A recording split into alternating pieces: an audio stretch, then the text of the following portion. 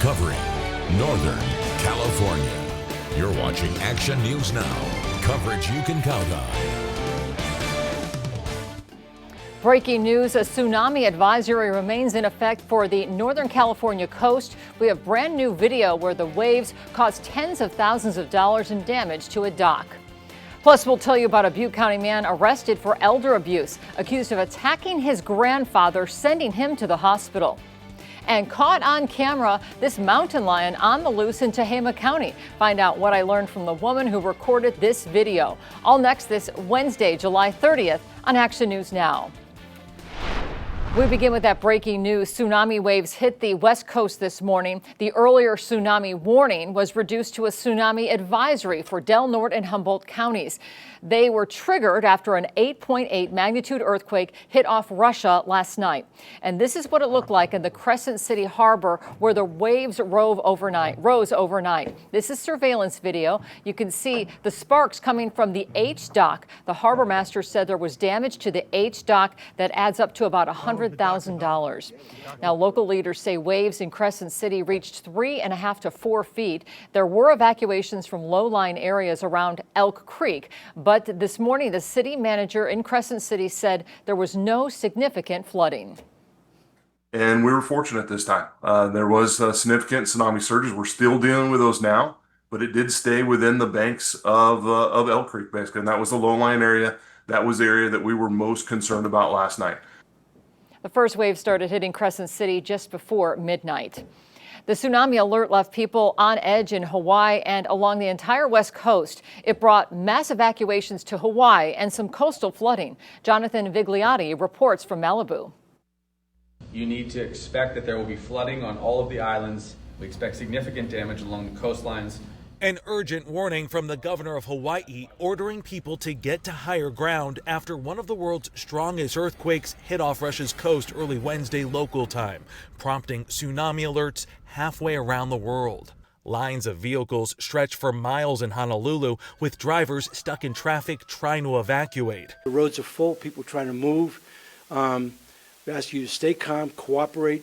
It was a similar scene near Waikiki Beach. Airports were shut down and evacuation shelters opened across the state. We decided to go to elevated ground. We've passed a couple other gas stations that you can't even get in them. The first tsunami waves hit Hawaii early this morning, flooding parking lots and boat harbors. The largest wave so far was off the coast of Maui, measuring about 6 feet high. We're past the worst part of it. We're not going to see any impacts bigger than we've already seen. The tsunami waves were created by a massive 8.8 magnitude earthquake that hit Russia's Far East some 6 hours earlier, interrupting surgeries and damaging buildings.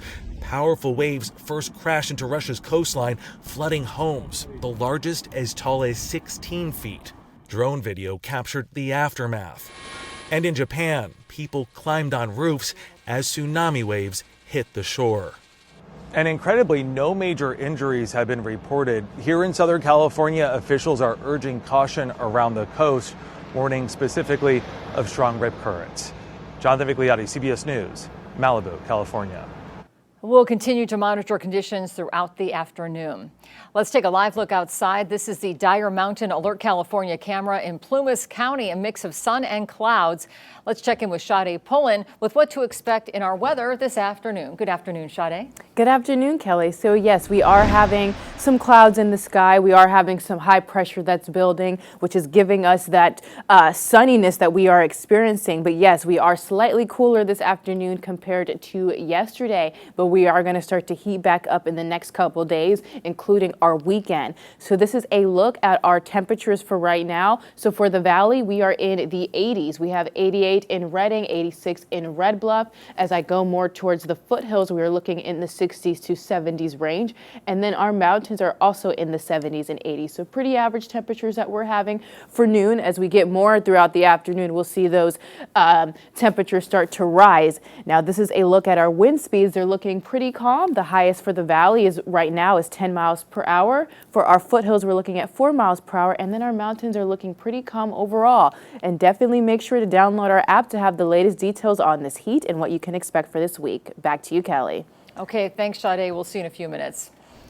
Well, new at noon, a Butte County man was arrested for elder abuse for assaulting his own grandfather. The suspect, Frankie Rivera Ramirez, was arrested for elder abuse. The incident happened back on July 22nd at a home on Diane Court in Oroville. The Butte County Sheriff's Office said they responded to a dispute and found an elderly man on the floor with major injuries. He's now recovering at the hospital. We have new details about the ICE enforcement in Oroville earlier this week at the Butte County Courthouse. We heard back from the Butte County Court Executive Officer after we learned ICE agents took away 6 people who were waiting outside the courtroom for their criminal cases. The court executive officers told us in part, quote, "The court is concerned by the potential chilling effect and other potential adverse impacts of participation in the legal system that may occur due to these enforcement actions being conducted in and around courthouses. The court is a neutral entity that provides access to justice for all who come before it. It remains open to all individuals exercising their legal rights as it provides for a peaceful resolution of disputes." Today, the Chico Unified School District Board will discuss continuing the emergency declaration after a building was damaged by 2 fires at Pleasant Valley High School. I stopped by the school yesterday. You can see that blue tarp covering the fire-damaged roof of the art building. The board issued an emergency in May. It must be renewed at every regular meeting to streamline the process of securing resources so classes can open August 19th. That's less than 3 weeks away. Building D caught fire twice on the same day on April 25th. We've reached out to the Chico Fire Department to get the results of the investigation into the cause of these fires. The fire chief told us the report is not available. Chief Standridge also previously told us he said there is evidence that there were 2 fires and not the same fire reigniting. Board member Eileen Robinson has asked city officials to investigate if the same fire did reignite. A new climbing gym is coming to Merriam Park in Chico. The gym will be called Stack Climbing and Fitness. It's expected to open in 6 months. The president of Stack, who's also a professional climber, said the gym is going to offer rope climbing with walls that go up 45 feet.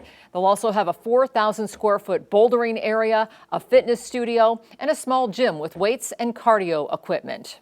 I think Chico's an incredible town, and I think it deserves having something, high class in terms of climbing opportunities. And, at the Stack, we aim to bring a world-class climbing experience to the people of Chico because we believe that that's what they deserve. The developer of Merriam Park and the climbing gym said the gym will cost about $6 million to build. Much more to come. Good news about the economy. We're breaking down the new GDP report out today.